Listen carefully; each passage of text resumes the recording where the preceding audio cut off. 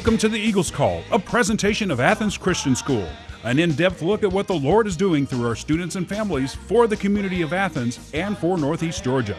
Tonight, we'll focus in on the defending Region 8A champion boys basketball team. We'll take a look at a recent book report presented by our sixth graders, and we'll shine the senior spotlight on Adam D'Alessandro. Our sixth graders recently completed work on an illustrated book report. They were required to create a picture representation from a scene or scenes from the book and give an oral presentation in class. Here's a closer look at their projects.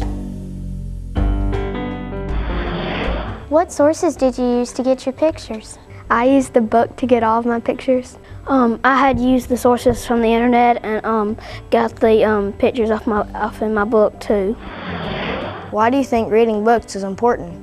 I think reading books is important because if you read a book, you can go to many places and that you can't go in the world, and you can just explore many things.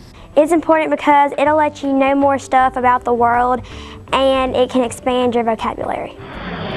How long did it take you to do your project? It took me about two and a half weeks to get it finished and read and on the poster board and all that. About 3.5 hours. How do you get someone interested in reading books when they're not interested in reading?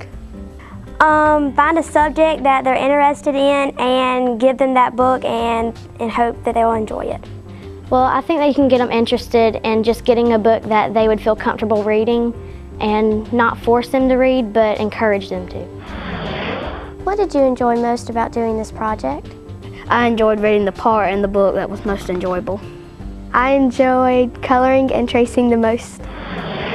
What did you learn from reading your book? I learned that no matter what the circumstances are, always stick to God because God will get you through anything. Well, I read about Amy Carmichael, and here's something that I wrote about her life.